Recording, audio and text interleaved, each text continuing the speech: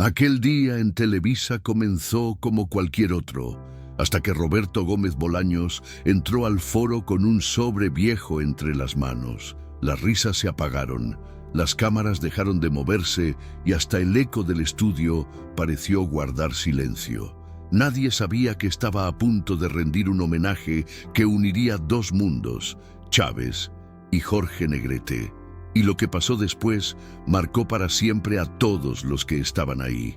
Era una mañana cálida en la Ciudad de México.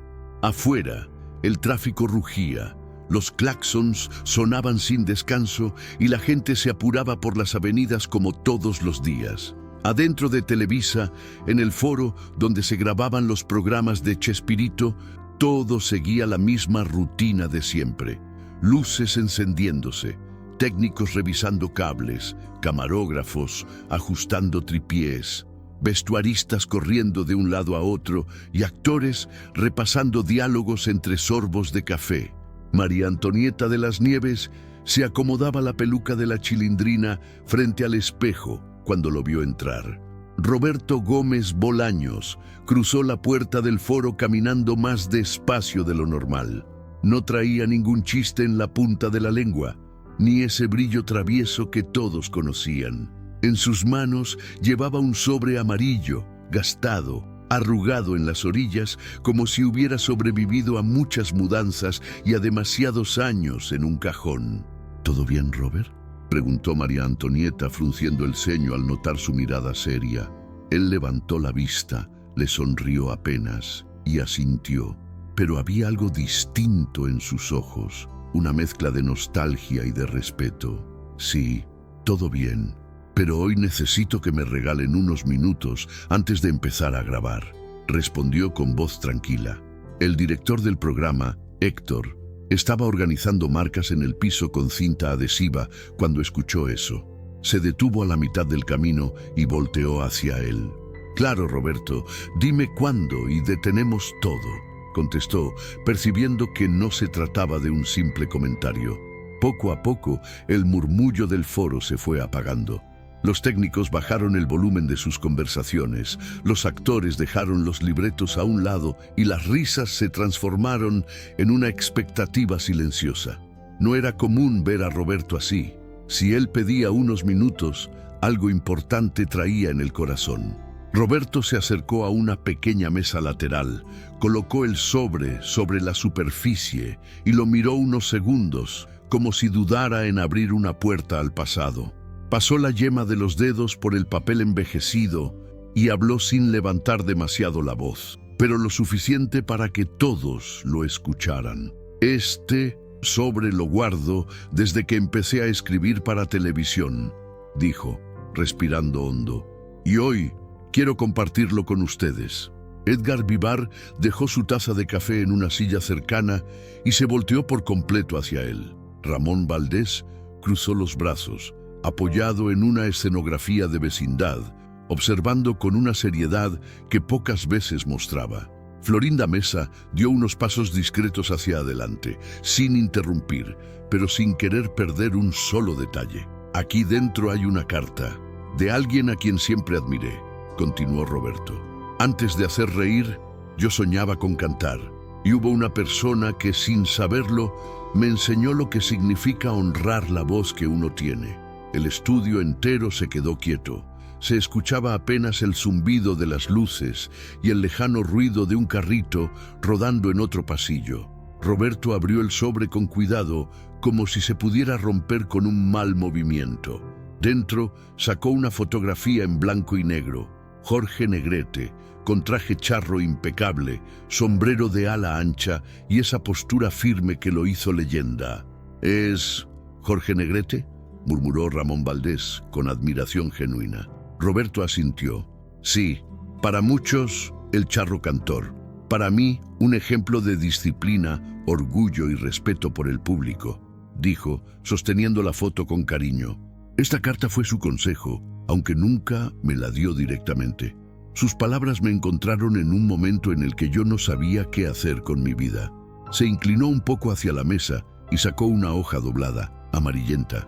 Los bordes estaban desgastados, pero la tinta todavía se veía clara. Nadie se atrevía a moverse, nadie quería romper aquella atmósfera que por un instante convertía el foro de comedia en un templo silencioso.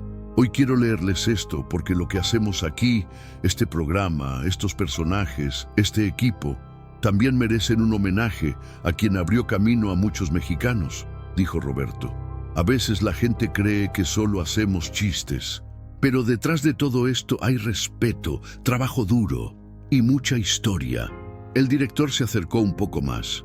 Si quieres, apagamos las luces del set principal y dejamos solo las necesarias, sugirió.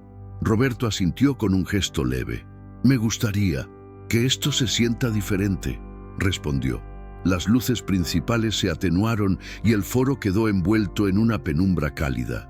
Solo una luz lateral iluminaba a Roberto, la mesa, la foto de Jorge Negrete y la carta. El resto del elenco formó un semicírculo a su alrededor, como si estuvieran frente a un escenario improvisado. Roberto tomó aire, abrió la hoja y se preparó para leer en voz alta. Pero antes de pronunciar la primera palabra, el sonido metálico de una puerta interrumpió el silencio. La puerta trasera del estudio se abrió de golpe. Un hombre de traje oscuro, con el gafete de Televisa colgando del cuello, entró con paso firme. No estaba programado que alguien apareciera en ese momento. Su presencia no era parte de ningún guión. Sus ojos recorrieron el foro, vieron a todo el elenco reunido, a Roberto con la carta en la mano y a la foto de Jorge Negrete sobre la mesa.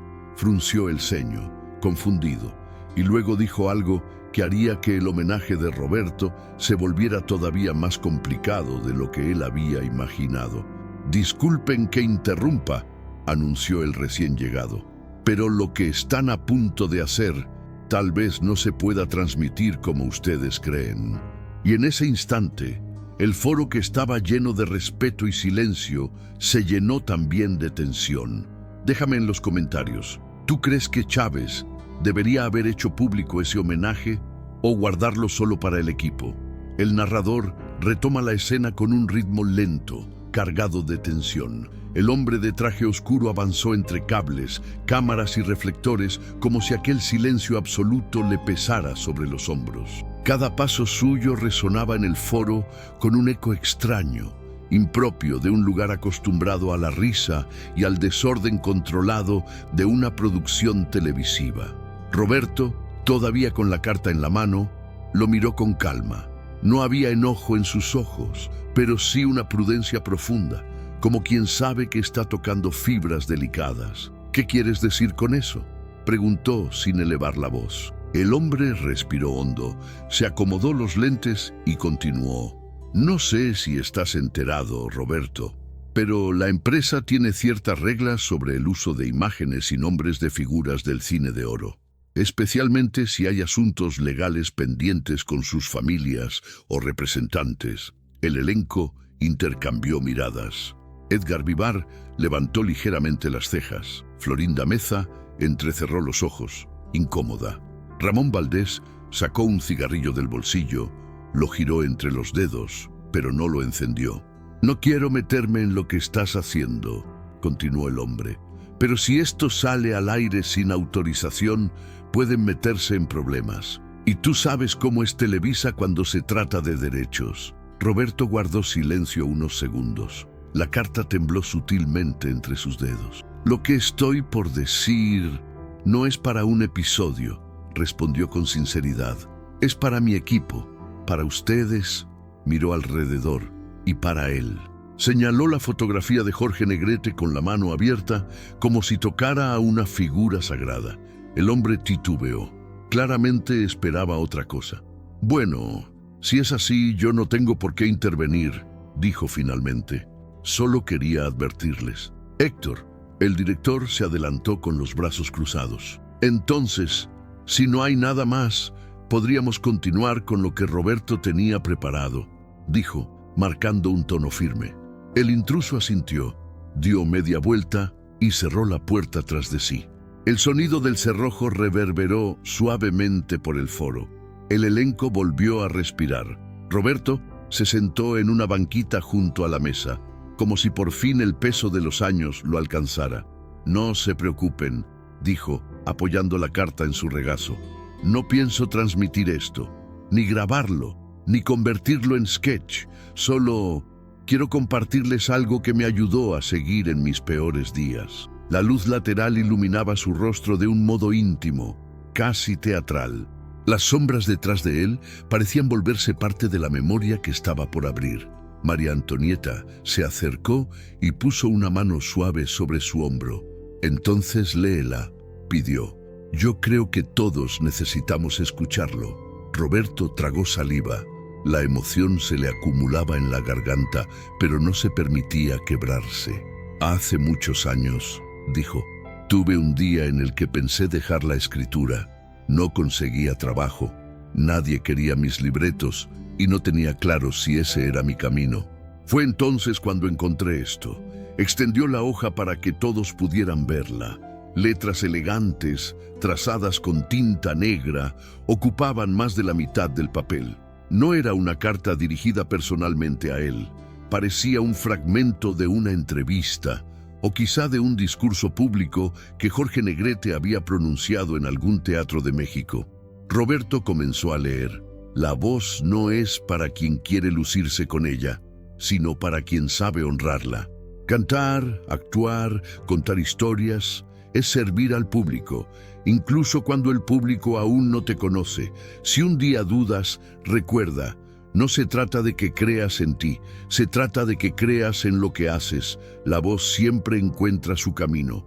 El silencio se volvió aún más profundo. Florinda Mesa, con los ojos brillando, murmuró: «Es hermoso». Ramón Valdés se talló la barba. «Ese señor sí sabía lo que decía», comentó con nostalgia. Roberto sonrió con tristeza. «Cuando leí esto por primera vez, algo en mí despertó», dijo. «No porque yo quisiera ser cantante, sino porque entendí que contar historias también era dar voz, y que, aunque nadie me conociera, tenía que seguir intentando». Guardó la carta contra el pecho. «Por eso, hoy quería compartirlo con ustedes». Pero antes de que pudiera continuar, Héctor levantó la mano. «Robert, hay algo que deberías saber», dijo con cautela. Todos voltearon hacia él. «Hace unos días llegó una carta dirigida a ti. Vino de la familia Negrete». Las miradas se cruzaron, el aire cambió. Algo mucho más grande estaba por revelarse. Comenta aquí abajo, ¿crees que la carta de la familia Negrete viene con un agradecimiento o con un reclamo? El silencio que siguió a las palabras de Héctor fue distinto a todos los anteriores. No era solo respeto ni curiosidad, era una mezcla de sorpresa y de miedo. Una carta de la familia Negrete dirigida a Roberto. En ese foro donde casi todo estaba guionado, eso era algo que nadie esperaba. Roberto frunció el ceño con suavidad, sin soltar la hoja que acababa de leer. «¿Una carta para mí?», preguntó incrédulo. Héctor asintió despacio. «Llegó a la oficina de producción hace unos días. Yo pensé dártela después de grabar, pero viendo esto, creo que tiene más sentido ahora». El director salió un momento del foro y regresó con un sobre blanco, más nuevo, con el nombre completo de Roberto escrito a mano, en tinta azul. Lo sostuvo un segundo entre los dedos, como si también sintiera el peso de lo que estaba a punto de entregar, y luego se lo extendió. Roberto tomó el sobre sin decir nada. La comparación era inevitable. En una mano, la hoja vieja con las palabras de Jorge Negrete. En la otra, un mensaje de su familia, muchos años después. María Antonieta dio un paso hacia atrás, cruzando los brazos sobre el pecho. Florinda respiró hondo. Ramón Valdés se acomodó en una banquita, como si se preparara para escuchar una confesión. «Si no quieres leerla aquí, lo entendemos», dijo Edgar Vivar, con respeto. «Es algo muy personal». Roberto negó con la cabeza. «No, si esto llegó hoy a nuestras manos, en este momento, no puede ser casualidad», respondió con calma pero firmeza. «Y ustedes son parte de todo lo que este homenaje significa». Rasgó el sobre con cuidado, sacó una hoja perfectamente doblada en 3 partes y la abrió con la misma delicadeza con que había tratado el papel antiguo. Sus ojos recorrieron las primeras líneas en silencio. Al hacerlo, algo en su expresión cambió. No era susto, ni alegría plena. Era una emoción profunda, ese tipo de sentimiento que nace cuando el pasado y el presente chocan de frente. «¿Qué dice Robert?», preguntó Ramón, incapaz de aguantarse. Roberto tragó saliva y comenzó a leer en voz alta. «Estimado señor Gómez Bolaños, sabemos que su tiempo es valioso, pero el nuestro también lo es. Llevamos años escuchando historias sobre su cariño hacia la figura de Jorge Negrete, historias que hasta hace poco pensábamos que eran simples comentarios de admiración». Hizo una pausa breve para tomar aire y continuó. «Sin embargo, recientemente encontramos algo entre las cosas de un tío nuestro que trabajó fugazmente en radio y televisión en los años 50. Entre sus papeles había una pequeña libreta con anotaciones sobre aspirantes jóvenes que se acercaban a los estudios en busca de una oportunidad. En una de esas páginas aparece un nombre que nos sorprendió: Roberto Gómez». El elenco se miró entre sí. Algunos ni siquiera sabían que Roberto había intentado otros caminos antes de volverse escritor de comedia. Junto a ese nombre había una frase escrita a mano con otro tipo de letra. Nuestro tío aseguraba que se trataba de un comentario hecho por el propio Jorge Negrete, después de escuchar a varios jóvenes en una prueba de voz y presencia en un pequeño foro de la capital. La anotación dice así: «No tiene la voz para cantar ranchero, pero tiene algo más peligroso. Sabe mirar al público como si le hablara al oído. Ese muchacho no debe rendirse. No será cantante, pero va a llegar lejos». Roberto se detuvo. Sus ojos estaban vidriosos. Nadie se atrevía a respirar fuerte. La voz del narrador se vuelve casi un susurro.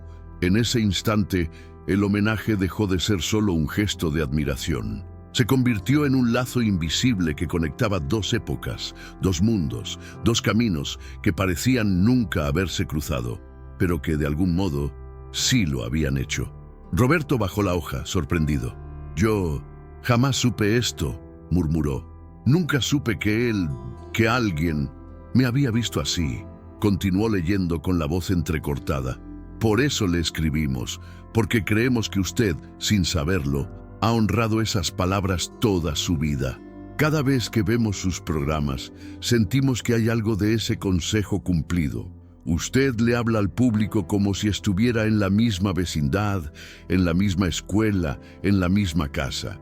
Si algún día decide rendirle un homenaje a Jorge Negrete, sepa que no lo consideramos un uso indebido de su imagen, sino el cumplimiento de una cadena de respeto que empezó hace décadas. Atentamente, familia Negrete». El papel le tembló entre las manos. Un silencio espeso llenó el foro, pero esta vez no tenía nada de tenso. Era un silencio lleno de respeto, de sorpresa y de una emoción compartida que casi nadie sabía cómo procesar. Héctor se llevó la mano al pecho, como si necesitara asegurarse de que el corazón seguía ahí. «Entonces, este homenaje», dijo en voz baja, «no solo es tuyo hacia él, también es de ellos hacia ti». María Antonieta se limpió discretamente una lágrima con el dorso de la mano. «Robert», susurró, «todo este tiempo pensaste que admirabas a una leyenda desde lejos, y resulta que esa leyenda te vio primero». Roberto dejó la carta y la foto juntas sobre la mesa. Miró hacia el set donde, en unos minutos, se montaría otra escena de Chávez, con risas, caídas, gritos de «se me chispoteó» y todo lo que el público amaba. Entonces, dijo, con una serenidad nueva, «este homenaje no puede ser solo una lectura en silencio». Alzó la vista hacia sus compañeros. «Quiero que hoy, cuando grabemos, haya un pequeño detalle que solo nosotros entendamos, algo que no rompa el programa, que no cambie el guión, pero que en nuestro corazón sea para él». Y así, el homenaje que empezó con un sobre viejo ahora tenía un propósito mucho más profundo: honrar a Jorge Negrete. y al mismo tiempo honrar la voz que él había visto en un joven llamado Roberto Gómez. El narrador abre la escena con suavidad. El foro volvió a encender sus luces principales poco a poco, mientras el ambiente retomaba el movimiento natural de una producción televisiva. Pero algo había cambiado. No era visible para el público, ni para quienes caminaban por los pasillos de Televisa. Era una vibra íntima, cálida, como si todos compartieran un secreto silencioso. Héctor volvió a su papel de director. Muy bien, equipo. En 10 minutos arrancamos la primera escena del día, anunció con firmeza. Pero antes, Roberto, si quieres agregar ese detalle del que hablaste, este es el momento de ensayarlo. Los ojos de todos se volvieron hacia él. Roberto respiró profundo. Tomó la carta y la fotografía, las guardó en el mismo sobre amarillo que había traído y lo dejó cuidadosamente dentro de uno de los cajones de utilería. No era un gesto teatral, era casi un ritual. No quiero exagerar, dijo, ni quiero que el público lo note, solo un guiño, algo pequeño pero sincero. María Antonieta sonrió. ¿Qué tienes en mente, Robert? Roberto se acercó al set de la vecindad, donde ya estaban colocadas las escaleras, los barriles, las ventanas y el patio empedrado. Lo recorrió con la nostalgia de quien vuelve a un lugar que ama. Sus dedos tocaron la pared pintada de color tierra y luego se detuvo frente a la puerta del departamento 14. Jorge Negrete tenía una costumbre, dijo, pensativo. Antes de salir al escenario, siempre se tocaba el sombrero charro, justo en la parte frontal, como recordándose a sí mismo quién era y de dónde venía. Hizo el gesto con la mano. No lo hacía para presumir, lo hacía para agradecer. Ramón Valdés chasqueó la lengua. ¿Y vas a usar sombrero ahora o qué? Roberto rió suavemente. No, don Ramón, no llevaré sombrero. Pero cuando grabemos la escena de la escuelita, antes de entrar al salón, quiero hacer este gesto. Volvió a tocar el sombrero imaginario. Con respeto, con discreción, sin que nadie lo note, excepto nosotros. Florinda Mesa asintió con los ojos llenos de emoción. Es perfecto, Roberto. Es elegante y es de él. Héctor se acercó. Entonces lo ensayamos. Tú vas caminando hacia la puerta. Haces el gesto rápido, natural y luego entras. No cambiamos diálogos ni tiempos. Exacto, dijo Roberto. No es un homenaje para la cámara, es un homenaje para el alma. Cuando las luces de grabación se encendieron, el foro volvió a ser el lugar caótico y fascinante de siempre. Los asistentes corrían, los actores revisaban guiones, los micrófonos eran ajustados y las cámaras tomaban sus posiciones finales. Pero detrás de esa rutina perfecta, todos tenían un ojo puesto en Roberto. ¡Grabando!, gritó un asistente. La escena comenzaba con Chavo caminando por el patio hacia la escuela improvisada dentro del set. En el guión era un momento simple, casi cómico. Él debía tropezar con un cubo de agua, hacer una mueca de susto y luego entrar al salón como si nada hubiera pasado. Pero esta vez había algo más. El narrador describe la escena como una cámara invisible. Chávez se acerca, con esa inocencia eterna, ese caminar tímido y ese brillo infantil que Roberto imprimía sin esfuerzo. El elenco, oculto detrás de escenografías y cámaras, observa en silencio. Nadie respira fuerte. Todos esperan. Justo antes de llegar a la puerta del salón, Roberto detiene por un segundo su paso. Levanta la mano derecha y toca suavemente la zona donde estaría un sombrero charro. Un gesto mínimo, natural, sencillo, pero lleno de historia. Y aunque el público nunca lo sabría, ese pequeño movimiento llenó el foro de un sentimiento profundo, casi indescriptible, como si el espíritu del cine clásico mexicano hubiera atravesado el tiempo y estuviera ahí, acompañando la grabación. Héctor bajó el monitor con una sonrisa, murmurando: «Lo lograste, Roberto». María Antonieta se secó una lágrima rápida. Edgar Vivar respiró hondo, emocionado. Ramón Valdés murmuró: «Así se hace un homenaje de verdad». La escena terminó con un aplauso suave, espontáneo, nacido solo del equipo. Nada exagerado, nada teatral. Era un aplauso íntimo, de esos que se dan no por la comedia, sino por la humanidad. Roberto salió del set todavía con el gesto en la mano, como si lo llevara consigo. «Gracias», dijo, sin levantar demasiado la voz. Florinda se acercó para abrazarlo. «Robert, creo que él estaría orgulloso». Roberto sonrió, con los ojos brillando. «Yo solo espero haberlo honrado, aunque sea en un detalle tan pequeño».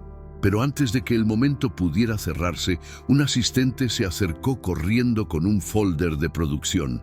«Roberto, hay algo más que debes ver. Lo dejaron esta mañana en recepción». Él lo tomó. «¿Qué es?» «No lo sabemos, pero tiene un sello del Archivo Histórico del Cine Mexicano». El elenco se miró. La tensión volvió, y algo dentro de todos les dijo que ese homenaje aún no estaba completo. El narrador retoma la historia con un tono profundo. El silencio volvió a instalarse en el foro cuando Roberto tomó el folder sellado por el Archivo Histórico del Cine Mexicano. No era común que ese organismo enviara documentos a Televisa sin previo aviso, y mucho menos dirigidos a una persona específica. El elenco, que ya había vivido una montaña rusa emocional ese día, sintió que algo definitivo estaba por ocurrir. Roberto lo sostuvo con ambas manos. El papel era grueso, formal, de un color beige elegante. El sello rojo en el centro imponía respeto. «Vamos a abrirlo», dijo con serenidad. Héctor se acercó, casi como guardián de la escena final de una película. «Hazlo aquí, Robert. Antes de que arranquemos otra grabación, terminemos lo que empezaste». Roberto abrió el folder lentamente. Dentro había solo un documento, protegido por una hoja transparente. Un documento amarillo, mecanografiado, con fecha de 1951. «A ver», murmuró Florinda Meza, inclinándose para mirar mejor. Roberto leyó las primeras líneas en silencio. Su corazón se aceleró. Sus ojos se abrieron apenas, respiró hondo y leyó en voz alta para todos. «Registro de pruebas de talento. Estudios Tepeyac, 1951. Listado de aspirantes evaluados por el comité. Observador invitado especial, Jorge Negrete». El elenco dio un paso hacia adelante casi al mismo tiempo. Roberto pasó la mirada rápidamente por los nombres que venían debajo. Jóvenes, desconocidos, actores principiantes que buscaban una oportunidad en la radio o el cine. Y entonces, ahí estaba, un nombre que él jamás imaginó ver escrito en un documento oficial de la época. Gómez B., joven escritor y aspirante a actor. Observación: presencia escénica interesante. Necesita técnica, pero tiene un estilo propio. Recomendar seguimiento. Comentario manuscrito del señor Negrete: ese muchacho tiene luz, aunque no sea cantante. No debe dejar de intentar. El documento tembló entre sus dedos. El narrador describe la sensación. Fue como si el tiempo se doblara, como si aquel joven de 20 años, perdido, inseguro y lleno de dudas, estuviera ahí mismo, al lado de él, escuchando las palabras que nunca supo que habían existido. Ramón Valdés se pasó la mano por la cara. «Entonces, ¿sí lo escuchó? ¿De verdad estuviste frente a él?», preguntó sorprendido. Roberto, con la voz entrecortada, respondió: Yo no recordaba esto. Creí que nunca había tenido oportunidad. Pensé que mis intentos se habían perdido entre tantos papeles de castings fallidos». Acarició el documento con los dedos con un cuidado paternal. «Pero él me vio y dejó esto por escrito». María Antonieta de las Nieves se llevó las manos al pecho. «Roberto, eso es más que un homenaje. Eso es una historia que el destino guardó para ti». Héctor, que pocas veces se emocionaba, murmuró: «Hay gente que necesita premios o reconocimientos para sentirse validada. Tú necesitabas esto, una verdad guardada por décadas». Roberto bajó la mirada, respiró hondo y luego levantó la cabeza con una determinación calmada. «Hoy entendí algo», dijo con voz firme y cálida. «Uno cree que admira a los grandes desde lejos, pero a veces ellos nos ven antes, nos reconocen antes. incluso cuando nosotros todavía no sabemos quiénes vamos a ser. Se acercó al cajón de utilería, tomó el sobre con la carta de la familia Negrete, la foto antigua y el documento recién descubierto. Los puso juntos, alineados, como si fueran piezas de una misma historia. Este fue su legado para mí, dijo. Y hoy por fin lo recibí.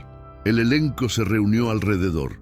No había cámaras grabando aquella escena, no había público, no había risas de fondo, solo un grupo de artistas unidos por un momento histórico que nadie fuera del foro entendería jamás. Gracias por estar conmigo en esto, dijo Roberto. No sé si algún día lo contaremos públicamente, pero ustedes serán parte de esta memoria para siempre. María Antonieta, con lágrimas discretas, respondió: Robert, lo único que importa es que, al final, ambos se honraron. Él te dio luz y tú se la regresaste. El narrador cierra con un tono reflexivo.